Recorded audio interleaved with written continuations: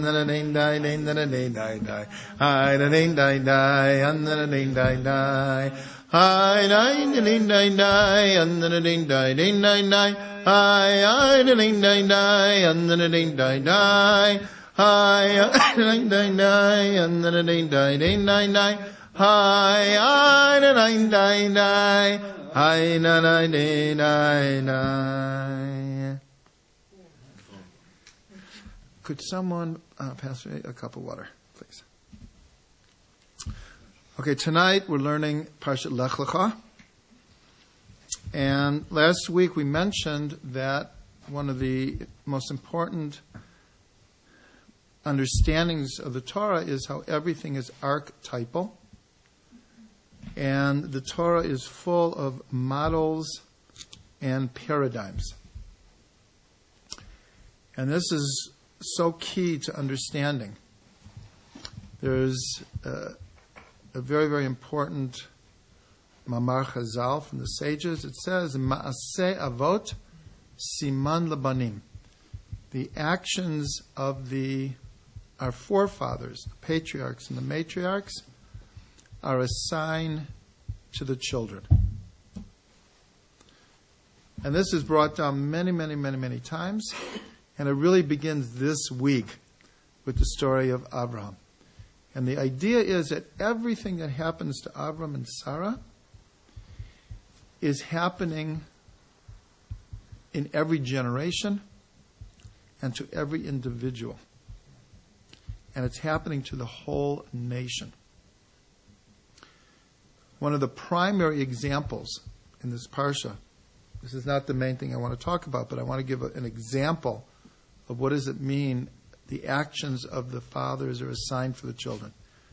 In this parsha, and we'll go back over this, Avraham and Sarah come to the land of Israel, and there is a famine.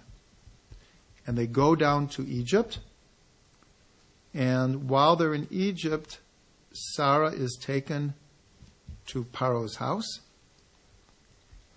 God sends a plague on Paro's house, and Paro then sends Avram and Sarah out of Egypt with great riches, and they come back to Israel. So we see this is the exact model of what happened to the nation at the time of Yaakov, when there's a famine and the brothers go down to Egypt, and eventually they settle there and were taken as slaves by Paro, and then God sends 10 plagues, and then were sent out of Egypt with great wealth. The exact same model. This is one of the classic examples of Ma'aseh Avot Siman Labanim.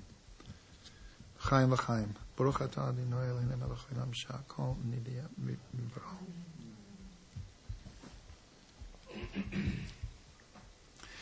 So, if we're starting the story of Avram and Sarah, so really there are many, many, many different models and paradigms and archetypes here. We could do a whole class and a whole study on faith. The model of faith is given over in this parsha and in the oral tradition. We could look at chesed. Avram was called a chariot of chesed. We could look at leadership and see how Avram and Sarah are a paradigm of leadership. And of course, these are all true, but there's only so much you can do in 1 hour. So I want to pick one paradigm and kind of follow it through the parsha and see what we can do with it. And then I want to weave into it different teachings from Rav Shlomo on this parsha. For those who don't know, there's a new book out on the first 6 parshas, according to Rav Shlomo. Okay, so the paradigm that I'd like to get into is taken from the name of the parsha. Now, this is the first time that God speaks to Avram. Now, Avram was already introduced in the end of last week's parsha, but fairly briefly. And most of what we know about Avraham is not in the Torah itself. It's from the oral tradition. So here, Avram is 75 years old, and God is speaking to him for the first time. And the first thing he says to him is, Lech-LECHA me'artzecha. Go out of your land, umimolatecha, and your birthplace, ubeit avicha, and your father's house, el ha'oretz asher areka, to the land that I will show you. So this is the first thing that God says to Avram, so it must be very important. So we're going to look at this, and we're going to see a theme here, and then we're going to see it weave itself through the rest of the parsha.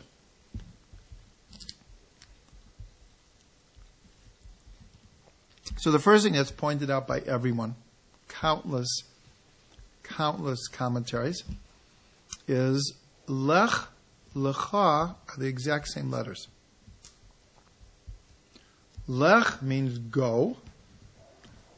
Lecha means either for yourself or to yourself, in a literal sense. Many times when they translate it, it just says go.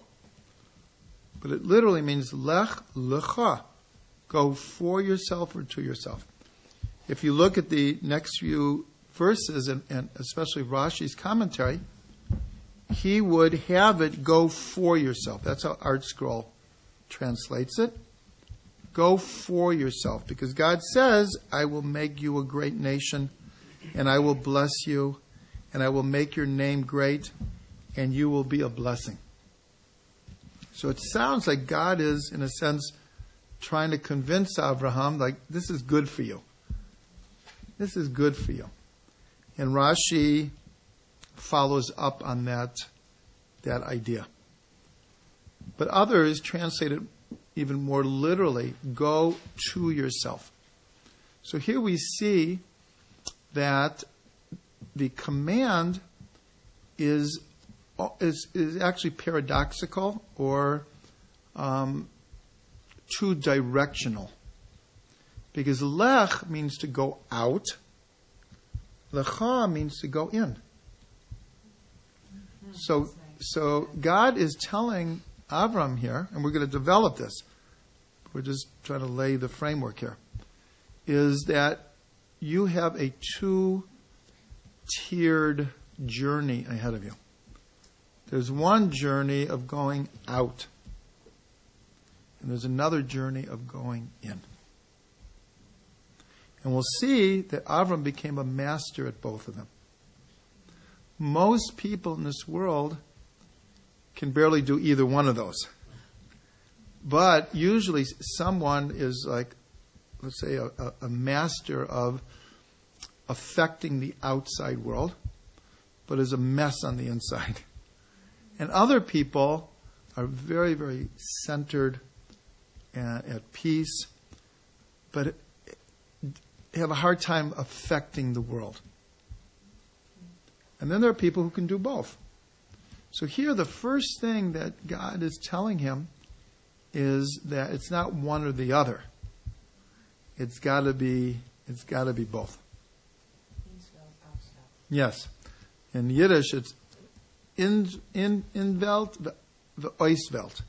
To be in the world and out of the world at the same time. They say about the Baal Shem, he was able to carry on a normal conversation with people and at the very same time be doing Kabbalistic unifications in his mind at the same time. Like his head was like way up there, but he was totally with whoever he was talking with. He was totally focused, but he was able, now they call it being multitasking. He was able to multitask. So Reb Shlomo says like this, if this is the first time that God is speaking to Avram, as we said, it's obviously very important. And what he's telling him on the deepest level is like the secret of life, the secret of spiritual attainment.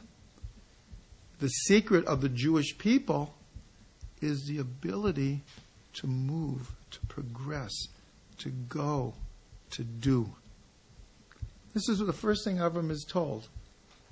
LECH-LECHA. You have to go very deep inside of yourself, and you have to go into the world and affect the world.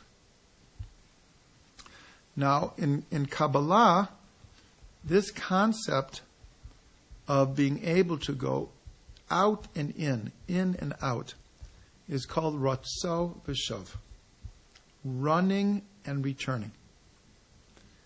This is taken from a verse in the vision of Ezekiel, when he sees the chariot, the divine chariot, and he sees angels running and returning. And so Chassidut develops this idea, and actually in my Chumash book, I bring it up many times because it's a paradigm that fits just so many different circumstances. First of all, we see nature works according to Ratzo V'Shov. That the pulse of energy, the pulse of electricity, the heartbeat, our breath, the tides, the way the seasons change, AC/DC, positive, negative. It's all Ratzo V'Shov. It's all this dynamic action of back and forth, back and forth. Poetically, it's called the dance of life. And this is God's first communication to Avraham. He's telling him the secret of life. Why is he telling him the secret of life? So Reb Shlomo brings, if anyone wants to see it, it's the first Torah in May Shaloch, from the Ishbitzer. And he begins the way that the Zohar begins, by quoting a verse that says, Ki etzech mayim el tzameh v'nozlin al yabasha. God is saying that He will pour water on those who are thirsty and running water on dry land.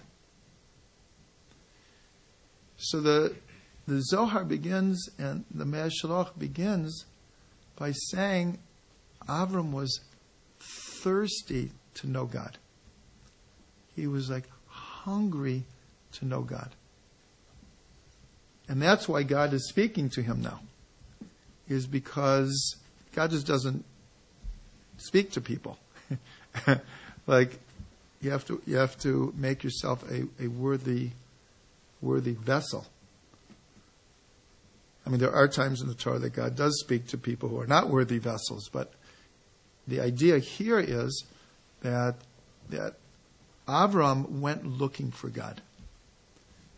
And everyone asks, why did God pick Avram? In the text, it does not tell us. Only through the oral tradition do we have any idea. If you read the text, you have no idea why did God pick Avram of all people. And the oral tradition tells us that some say from the time he was 3 years old, he was questioning. He was seeking. Others say he was older. But he was looking for answers. And not just superficial answers. He was like thirsty. So that's why the Zohar begins with this verse, that for those who are thirsty, God will give water. Where is this verse from? Write me and I'll tell you. I didn't write it down. Email me and I'll tell you. Or go to word search on our website and look up Mayim or Sameh, and there'll probably be hundreds, but you'll have to sift through it. But if not, write me and I'll send you. So here, God is like, He's not just saying, go to the land that I will show you. He's telling him something much deeper here. He's telling him like the deepest secret of spiritual attainment is this idea of LECH-LECHA. Now, a beautiful thing is, for those who like gematrias, Ratzo V'Shov equals Torah. Running and returning equals Torah. So this idea, even though sometimes it might appear, or some people think that the Torah is written in stone, it's black and white, there's no movement, there's no, it's like all set. It's not true at all. The Torah is totally dynamic. That's why 3,700 years later, we're having a class about Avraham Avinu and poring over the same words that have been poured over in every generation, and because there's always something new to say. There's some new insight. And even if we learned it all last year, well, we're different this year. We're different people. So the way I'm going to hear it this year is not the way I heard it last year. So there's another famous verse, and this is from Yeshayahu, which is Kol Hoi Kol Sameh L'chu L'mayim. Hoi is like wake up everyone. Anyone who's thirsty, let them go to the water. So you just say, you need a Navi to tell me that? You're thirsty? Give me some water. Yeah. So it's explained in the Gemara, Ein Mayim Ela Torah. There's no water other than Torah.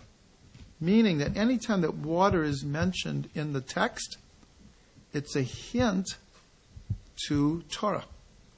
Because Torah is called Mayim Chaim, living waters. So it's explained, anyone who's thirsty, let them go to the Torah.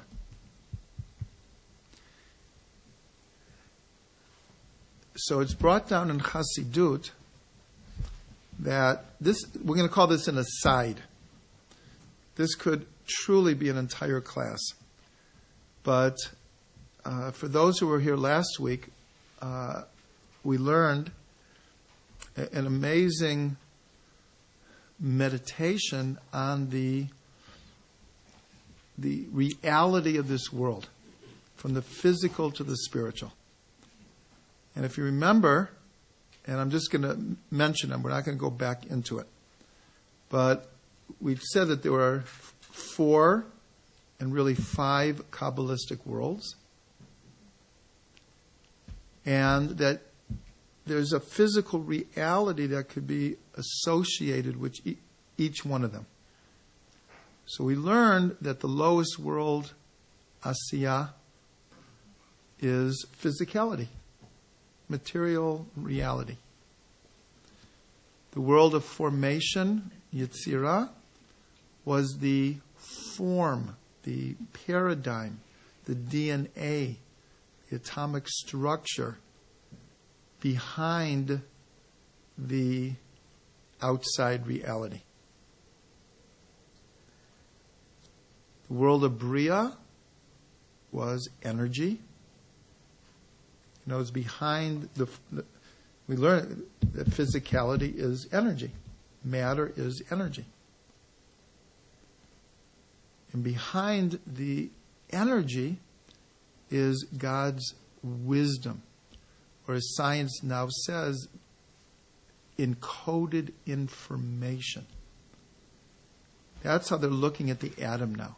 Not so much as particles, but there are particles, but the particles are like DNA. They're encoded information. Is it the formation? You're on formation? No. Or you went up? We went up. Energy is already Bria. Atzilut is thought, is the wisdom, the thought behind it. Is the wisdom. And then Adam Kadmon is the thought. And we said this is a beautiful meditation that anyone can do to get a grasp from a physics and a Kabbalistic point of view reality. Matter, form, energy, wisdom, thought. So why am I bringing this up again? Is because Kol Sameh, we're told, stands for 5 words. The Chaf is Kelim, vessels. The vessels are physical matter, this world, asiyah. Levushim, enclothement. Like we said, that there's a form behind the matter that is enclosed in the matter itself. The tzadi is slamim, and the whole reason I'm bringing this is because I want to get to this word. Slamim means image. But here, it's understood as the neshama has a tselem, which is, when it says, and God created man in the image of God, we're told that our neshama has a spiritual energy form surrounding it. And that's the energy. Exactly, like an aura. Exactly. And then you have mochin, the word moach, that's the wisdom. And then that's the mem. And then the aleph is or, is light. And that's the pure, as it were, thought of God. So again, kol tzameh is, chaf is kelim, lamed is levushim, tzadi is tzlamim, mem is mochin, and aleph is orot, lights.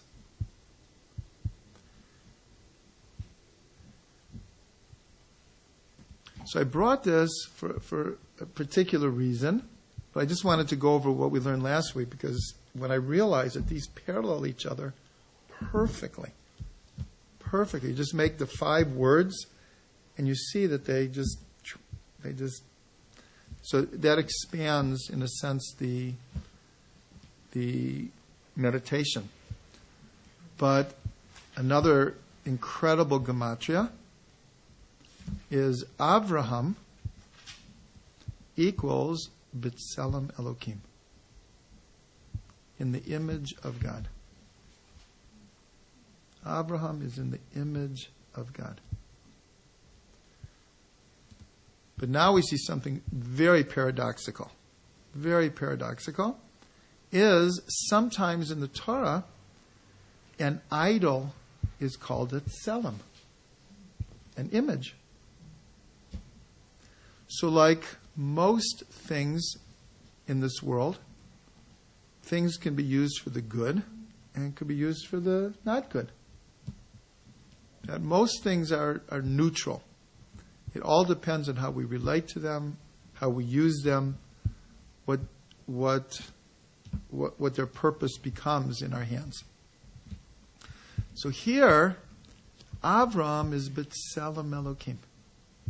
He's really the first human being who reaches this level of what God originally imagined when He created man. More than Adam and Chava. Why? Because Avram worked to get there. He was a seeker. And according to our oral tradition, you should know that Avram was considered the premier astrologer in the world. Now, he had mastered all of the spiritual insights of that generation and up to him. But he wasn't satisfied. Like, he learned the whole system, and then he realized, it's got to be more than this. It's got to be more than just the stars. Even though he saw tremendous wisdom in them, he said, there must be more than this. So, interestingly enough, this is a story I can remember, first grade, second grade. It's one of the first, Bible stories I learned was how Avraham destroyed all of the idols of his father. So here you have Avraham, who's B'Tselem Elokim, in the image of God, and his claim to fame is that he smashed all of the idols. He broke through all of the paradigms of his generation and said, this is absurd. This is ridiculous. Because when, according to the Midrash, when his father got home and he sees all of them destroyed, he said, what happened here? He said, well, a woman came in and she had food to be offered to the idols. And one of the idols said, it's for me. And the other idol said, no, it's for me. So the biggest one took a hammer and he smashed the other one. And the other one smashed him back and started this, barroom brawl. And they all broke.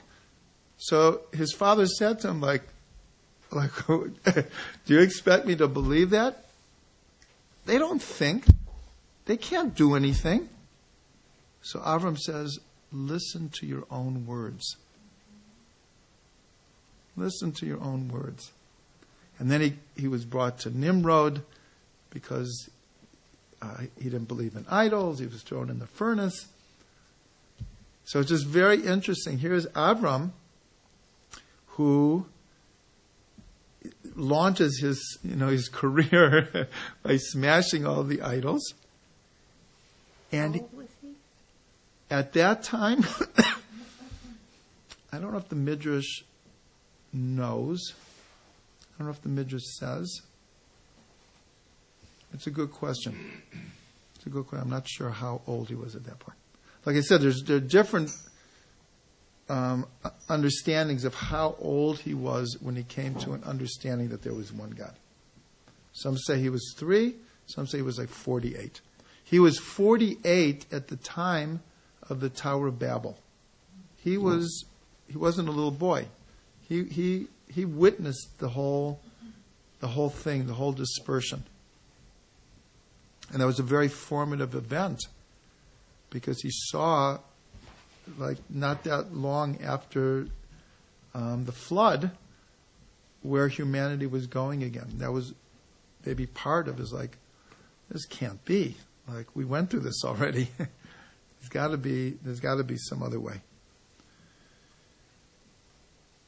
So another beautiful gematria is this expression, kol hoy, kol tzamei l'chu l'mayim, equals chashmal, which we translate as electricity, but it's from the same vision of Ezekiel, where he saw he saw the appearance of chashmal. He saw an energy, an energy field called chashmal. The sages say these are angels that are sometimes chash. Chash means silent. Mal means speaking. Sometimes they're silent. Sometimes they're speaking. But the deeper understanding is they're doing it at the same time. Speaking silence. Yes. And this is what Simon and Garfunkel called the sounds of silence.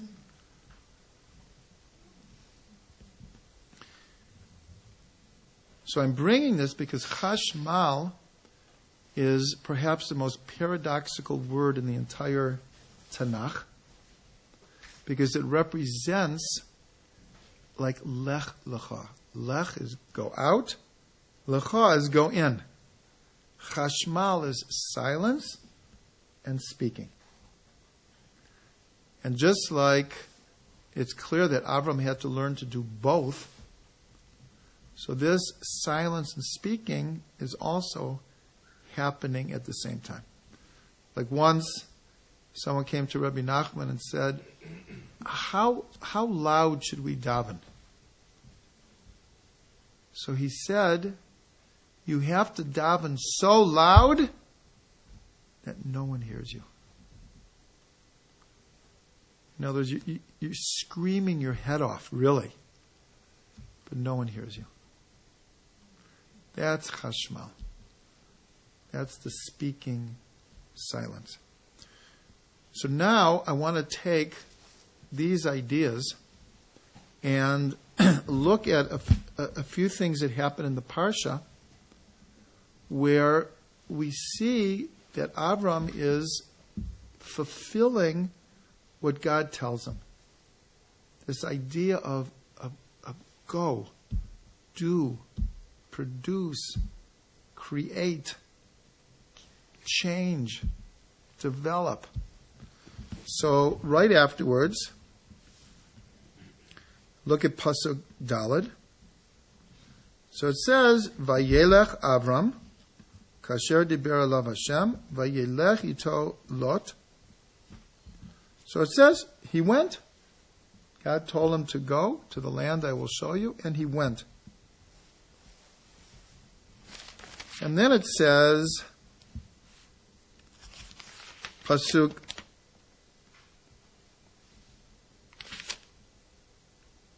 Vav. Well, actually, it's the middle of the pasuk. It says, "V'yetzu lelechet artze Canaan, v'yavo artze Canaan."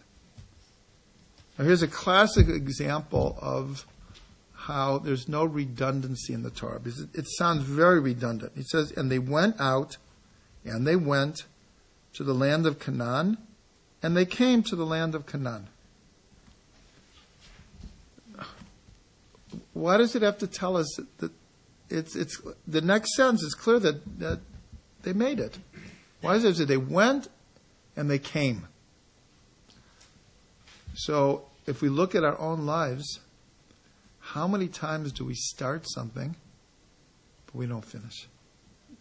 And if it's not so clear, they went, well, who says they made it?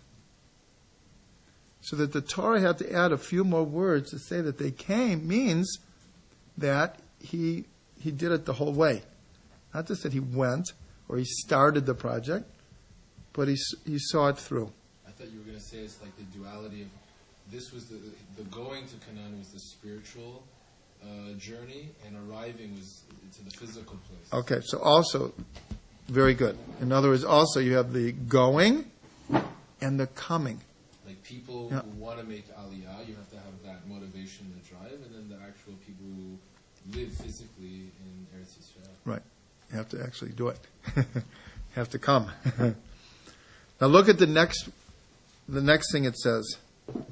Vayavor Avram be'eretz ad makom Shechem. And Avram passed over into the land to the place of Shechem. Now, look at this word Vayavor, because later go to 14:13. Yud Daled, Pasuk Yud Gimel. This is when there was this world war, 5 kings against 4 kings, and Lot, his nephew, is taken captive.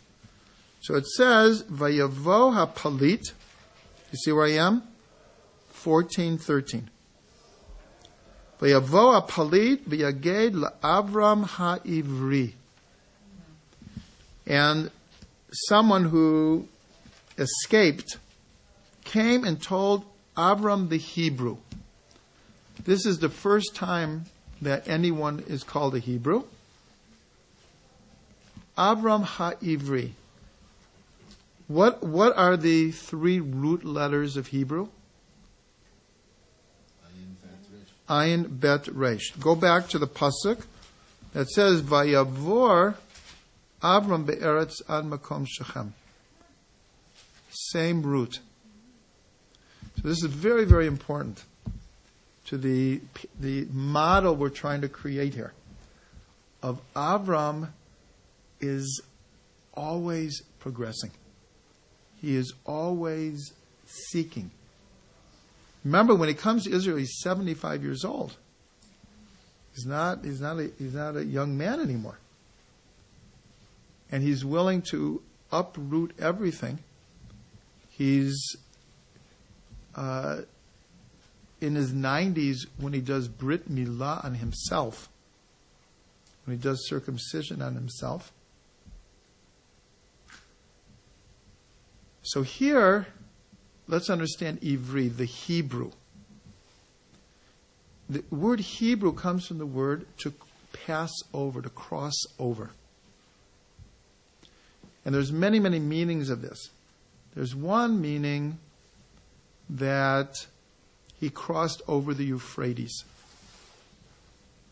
Euphrates was a major demarcation of the old world. There's one side of the Euphrates and the other. It's like one side of the Atlantic and the other side of the Atlantic. It was like that huge. Did they see it as like the side towards Babel was civilization and outside was barbarians? Or what was the implication? Well, at the Tower of Babel, they were all on the other side. In other words, that was like the cradle of civilization. And even now from archaeology, that so many advances happened in what we now call Iraq, Iran, in that whole area, the Fertile Crescent. That's what it's called. So many advances occurred there. So going on the other side is like going to the new world. So Avram crossed over the Euphrates. The other one is, if look in here, find Avram's name, like without the, it's still Avram. Take the mem away. You have Aleph Bet Resh, and Ivri is Ayin Bet Resh. So linguistically, the Aleph and the Ayin come from the same place in the mouth, the throat. Linguistically, we make sounds from 5 different places in our throat, in our palate, and our lips. So the Aleph and the Ayin come from the same place. And any letter that comes from the same place, Kabbalistically, can be exchanged to get a deeper complementary meaning. So here, when you say Avram HaIvri, it's almost a play on words. Avram and Ivri. Now listen to this. This is a classic understanding. One of the other reasons that he's called the HaIvri, so it says that Avram crossed over and stood on one side of the world, and everyone else was on the other side. In other words, there's in the prophet, it says, Echad haya Avram. One was Avraham.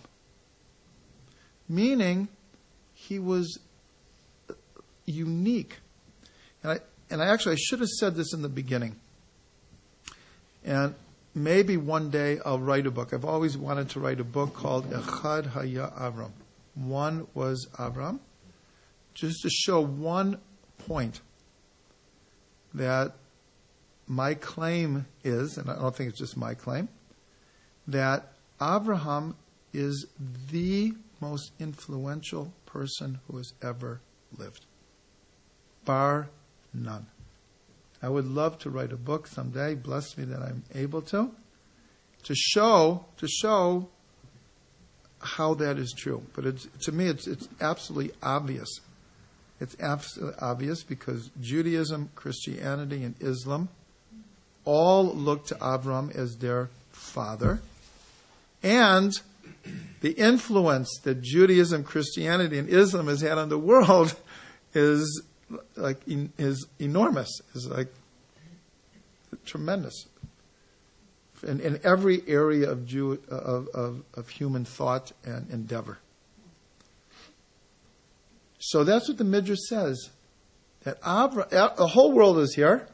Avram crossed over and he stood alone. Now look at this beautiful thing.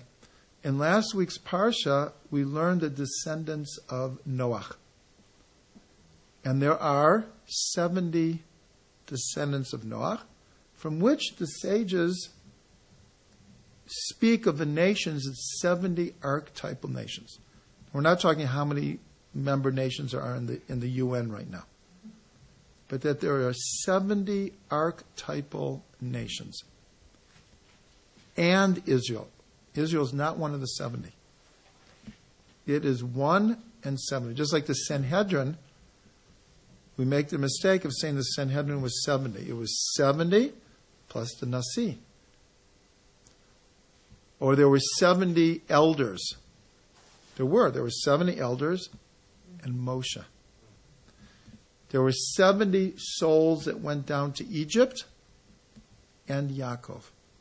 There's always 70 and 1. So what letter in Hebrew is 70? Ayin. What letter is 1? Aleph.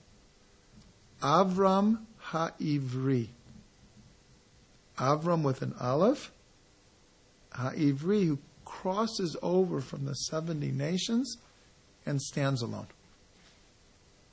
It's a very, very beautiful understanding of how he gets his name. But since we started with this idea of Ma'aseh Avot Siman Labanim, the actions of the fathers are a sign for the children. So this ability to always be moving spiritually and materially and progressing and developing and reaching and elevating, this is what's handed down to the Jewish people.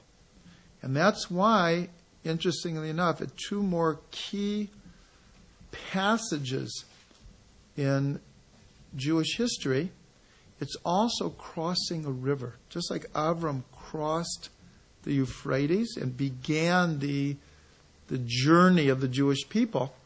So when we left Egypt, in order to really physically leave Egypt, we had to cross the Red Sea. And then, after 40 years of wandering in the desert, we had to cross the Jordan to come into Israel. So this idea of Avram Ha'ivri, the one that crosses over, or we even have the idea of Pesach, that God passed over the houses of the Jewish people on Seder night. So this idea of over is this is the paradigm that I'm trying to get through tonight. Like I said, there's so many paradigms we could pick about Avram.